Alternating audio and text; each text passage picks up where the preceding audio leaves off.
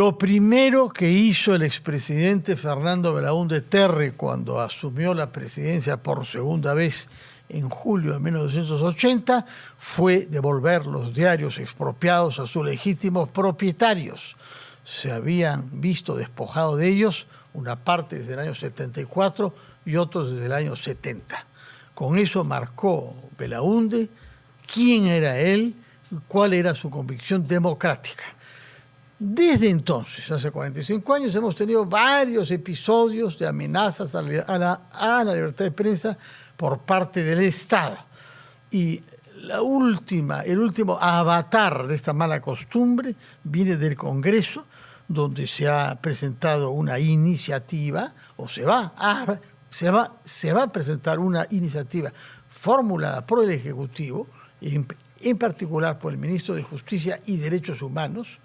Entre los derechos humanos figura la libertad de prensa y expresión, para que los órganos de prensa audiovisuales se vean obligados a consagrar 40 minutos de su tiempo nocturno a difundir las noticias que elabore el Estado a propósito de los estados de emergencia, que sean por razones naturales o como los que tenemos ahora, por razones vinculadas a la criminalidad.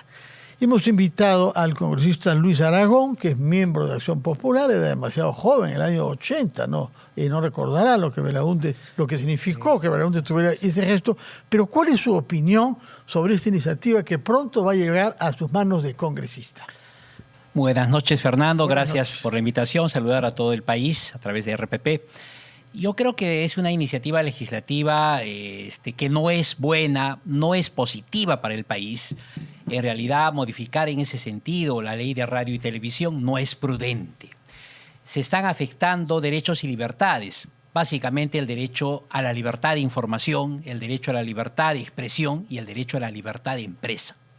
Si analizamos la ley de radio y televisión, en el título preliminar, en los artículos 3 y 4, nos habla sobre los principios que tienen que regir la difusión, todo el trabajo que hacen las radioemisoras a nivel nacional dentro de un ámbito de veracidad, de honradez, de transparencia y de no vulnerar las libertades de información, opinión y expresión del pensamiento. Entonces, en tal sentido, creemos que no es prudente, no es necesario, considerando ya también que el Poder Ejecutivo cuenta pues con medios estatales propios, y eso también dijeron algunos expertos, TV Perú, Radio Nacional y otros. Entonces no se puede parametrar, por más que estemos en un estado de emergencia, por un plazo máximo de 40 minutos o menos, digamos, libertades informativas, pauteos o líneas editoriales, digamos, que son eminentemente del sector privado. Por supuesto que los medios de comunicación tienen el derecho, el deber, la obligación de informar con veracidad, con objetividad, transparencia. Nadie dice lo contrario, pero me parece que en este momento no es prudente esta iniciativa legislativa. Y rememorando a un personaje histórico, nuestro fundador Fernando Belaúnde, que justamente pues devolvió la propiedad de los medios de comunicación al sector privado, ¿no? Ahora bien, usted ha dicho que existen medios audiovisuales del Estado. La televisión y la radio, que el Estado invierte, tiene una presencia nacional, etc.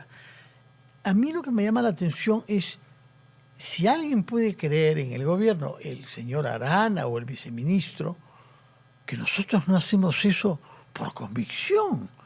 Es impensable que los órganos de prensa no den cuenta de las noticias que tienen que ver con la seguridad, porque es la primera preocupación de los peruanos. Nosotros damos cuenta de cuántos muertos hay cada día. El problema es que una vez que estamos ante cifras, sobre todo durante la época del ministro Santibáñez, el actual no, porque casi no ha hablado, no sabemos lo que piensa y no sabemos lo que hace. Pero respecto del señor Santibáñez, él negaba las cifras oficiales del SINADEF. ¿Qué cosa quería? Que repitiéramos las cifras que daba él y la policía en detrimento. O sea, es muy arbitrario pedir que el Estado, con los sesgos políticos que tiene, se instituya aquí como garante de la verdad cuando no lo son. Bueno, y también considerando pues que este año es un año preelectoral, el próximo año va a ser un año electoral, entonces yo creo que no es prudente, no es necesario que se puedan imponer, digamos, o aprobar medidas de esa naturaleza. Creemos que lo necesario es que el Ejecutivo se aboque a organizar Y ya dijimos en su momento también una política preventiva de lucha contra el crimen organizado, sobre todo hacer incidencia en el tema de inteligencia operativa. No lo digo yo, lo dicen los expertos en la materia. Una verdadera política criminal, una verdadera política que tenga incidencia en el tema de investigación operativa, que funcione, que opere el Consejo Nacional de Seguridad Ciudadana. Un consejo, hay proyectos de ley que hemos presentado sobre la materia y vamos a exigir que se aprueben porque están demorando mucho tiempo en las comisiones respectivas de justicia y otros, para que este Consejo Nacional de Seguridad Ciudadana verdaderamente tenga un carácter vinculante, obligatorio en cuanto a sus decisiones y en cuanto a su funcionamiento. Si bien es cierto, se reúne de vez en cuando, pero obviamente no tienen resultados prácticos. Y tiene que haber un trabajo articulado. Ahí, dentro del Consejo Nacional, Poder Judicial, Ministerio Público, juntas vecinales, gobiernos locales, por supuesto, ejecutivo y legislativo, ¿no? Bueno, está en su rol como congresista lo mejor que se pueden esperar. Pasemos a otro rol como congresista también, que es posicionarse frente a un proyecto de ley que esta vez se ha nacido de ustedes mismos para flexibilizar la ley de contrataciones del Estado y permitir que los familiares de los congresistas puedan contratar con el Estado. Y he escuchado a algunos de sus colegas, como el señor Alexis, recuérdeme usted, un maestro de la bancada del bloque magisterial, sostener no somos leprosos ni terroristas. ¿Por qué es que no tendríamos derecho, hasta un año después de acabar las funciones, a que nuestros parientes... Bueno, es la práctica del Estado peruano para evitar el nepotismo, porque si encima de todo lo que ya hacen pudieran legalmente además contratar a sus parientes, verdaderamente el Congreso pasarían a tener la aprobación paupérrima que tiene, algo cercano a cero, ¿no? Bueno, hay que tener mucho cuidado, por supuesto, en la nueva ley de contrataciones del Estado, que efectivamente el reglamento salió publicado, dicho sea de paso, el 22 de enero del presente año, y entrará en vigencia de acuerdo a alguna de las disposiciones complementarias, no me acuerdo exactamente el número, pero dice en 90 días calendarios. Entonces, 22 de enero más 90 días calendarios, 22 de abril. Yo creo que ese extremo es muy delicado porque, digamos, nosotros como parlamentarios estamos sujetos a un trabajo, digamos, transparente y que no tenga que tener ningún componente, digamos, de tratar de, digamos, que los familiares dentro del cuarto grado de consanguinidad o segunda afinidad tengan que estar trabajando en el Estado. Eso sería pues realmente catastrófico y no sería nada bueno, digamos, una imagen nada positiva para la sociedad. Hay que tener mucho cuidado, creo yo, definitivamente, y obviamente si hay que plantear alguna modificación legislativa a ese extremo, digamos, dentro de la ley de contratación del Estado, tendrá que hacerse. Bueno, me alegra oírlo hablar con esa claridad y lamentar que algunos de sus colegas hayan tenido esta idea desafortunada, que es legislar en beneficio de sí mismos o de sus parientes y romper una tradición republicana muy antigua para evitar el nepotismo. Hablemos de otro tema que tiene entre sus focos geográficos al Cusco, que es el tema del suero, que ha causado la muerte de pacientes que realmente nunca se hubiera podido imaginar que pasara eso. El suero es lo más elemental y lo más simple que se hace en una clínica u un hospital, ¿no? Poner agua salada para darle vitalidad a la persona echada. ¿Qué ha recogido en el Cusco? Usted ha estado, tengo entendido, en semana de representación. Y debe ser una cosa dolorosa saber ahí que una clínica privada puede producir esto. Bueno, ha existido un muerto en el Cusco. Sí. Otros muertos también en Lima y en otras ciudades del país, en Trujillo. Entonces, la población está realmente, mi querido Fernando, consternada. Está, y con razón y con justo derecho, temerosa, de miedo, porque dice, señor, no existe garantía.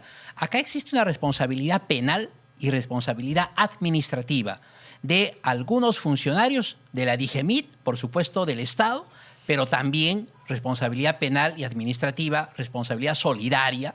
Dentro del derecho se llama responsabilidad solidaria del sector privado, ¿no? Entonces, primero creo yo que lo más importante es que el ministro de Salud tenga que ser invitado al Congreso de la República. Ya tiene fecha, creo, ¿no? Bueno, entiendo que sí. primero a la Comisión de Salud, en todo caso, digamos, después al Pleno, para que dé cuenta qué ha sucedido, digamos, con los funcionarios de la DGMIT o, en fin, del despacho respectivo dentro del MINSA, ¿no? Entonces, es preocupante. Realmente no podemos jugar con la salud del pueblo, ¿no? Entonces, todos estamos expuestos. Pero el problema es que mientras a uno no le pasa, digamos, no siente. No, pero existe, basta ver una niñita de 1 año. Por supuesto, una niñita de 1 año por supuesto. Que tenía algo completamente benigno y ha muerto por el suero. Y en otros casos existe muerte cerebral, incluso también de mujeres jóvenes de 30, 40 años, ¿no? Entonces es lamentable, tiene que haber alguna explicación. Cuando existe una muerte, realmente una o más muertes ya es obviamente censurable. Ahora, tiene que haber responsables. Se nos ha dicho que el primer caso ha podido producirse el 28 de febrero, es decir, hace más de un mes. Y sin embargo el ministerio reacciona 3 semanas después. Bueno, en realidad sería preocupante que eso suceda porque existen muchos casos también en que este suero ha llegado a zonas rurales, a distritos rurales, y la población, estoy segura, a veces no tiene los medios o los canales necesarios para expresar sus quejas ante un medio de comunicación nacional o regional. Entonces hay que tener mucho cuidado ahí, ¿no? De acuerdo. Ahora, por otra parte, hemos tomado conocimiento de una norma aprobada por el Ministerio a fines del año pasado, prolongando el plazo mínimo para que una clínica o un hospital reporte algún inconveniente, algún incidente grave que se haya podido producir. Antes eran 24 horas. Si alguien se murió de una manera imprevista, 24 horas está obligado a poner esto en conocimiento de las UNAS, por lo menos. Resulta que nos hemos enterado con motivo de este problema que en noviembre se ha aprobado que ese plazo pasa a ser 7 días. Bueno, sí, eran 24 horas y ahora son 7 días calendarios. Nos parece un exceso. Y esa ha sido una norma pues, administrativa dada por el sector salud. Esperemos que sea derogada, porque no puede ser que se pueda reportar tanto tiempo, ¿no? Y ahí existen también responsabilidades, creo que, digamos, de los funcionarios, ¿no? Señor Aragón, antes de despedirnos, quisiera una palabra sobre su partido, Acción Popular. Es el partido más antiguo que tiene representación parlamentaria. Va a celebrar pronto 70 años, ¿no? Es fundado en el año 56. 56. Sí. Cumple 69 ahora en junio y 70 el próximo año. ¿Cómo están preparando su participación en las elecciones? Bueno, ya hace varios meses, desde el año pasado, ya nuestro partido Acción Popular tiene una dirigencia nacional inscrita. Presidente, digamos, y secretario general. Presidente, comité ejecutivo nacional. Todos perfectamente legítimos. Así es. Y en armonía. En armonía, secretario general, comité electoral. Seguro, así armonía, así. seguro. Existe una dirigencia ya nacional. Esos, digamos, problemas internos a nivel de 2 dirigencias paralelas ya se superaron, gracias a Dios. Y ahora se están realizando convenciones regionales en diferentes regiones del país con resultados positivos. Viaja la dirigencia nacional. ¿Quién es la dirigencia nacional? Bueno, el presidente del partido es el correligionario Chávez, ¿no? Julio Chávez, el secretario general, el correligionario Juan Abad, también miembros del Comité Ejecutivo Nacional, y con los comités regionales hay eventos regionales de capacitación para mujeres, para jóvenes, profesionales. Yo he podido participar en algunos de ellos, estuve en Iquitos, en Pucallpa, en Ica, y he visto realmente una renovación de cuadros de gente joven que quiere apostar por una política transparente y, bueno, preparándonos para el próximo año, para las generales y regionales. ¿Cómo definiría la línea que debe adoptar su partido? Han habido muchas incertidumbres, ¿no? Puesto que han habido disidencias y conflictos de la bancada. No sé si usted sea así un miembro de la bancada. Sí, por pero supuesto. Hay muchos que han salido, han renunciado.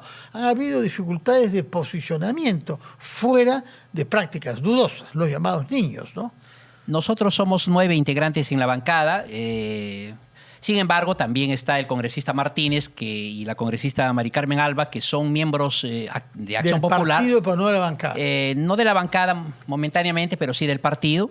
Y en todo caso, creo que la línea, digamos, ideológica, la línea matriz, la línea del pensamiento humanista de Fernando Belaúnde Terry está en función, digamos, a buscar el bien común y pensar que, si bien es cierto, vivimos dentro de un Estado donde se respeta la libertad de comercio, la libertad de empresa, la libertad de industria, pero el Estado no debe renunciar a ese rol directriz orientador de la economía del país. Entonces, creemos que Acción Popular está en esa línea y siempre pues trabajando en ese sentido, ¿no? ¿Y el candidato presidencial y los candidatos al Parlamento surgirán de qué mecanismo interno? De acuerdo a la ley de partidos políticos existen dos mecanismos, ¿no? Un militante, un voto y también mediante delegados. Y entiendo que en las próximas semanas tomará sus decisiones digamos, el Comité Electoral Nacional y también el Plenario Nacional va a definir qué opción, digamos, va a conducir las elecciones del próximo año. No podría ¿Usted quisiera ser candidato? Todavía no lo he decidido, mi querido Fernando. ¿A qué cargo quisiera?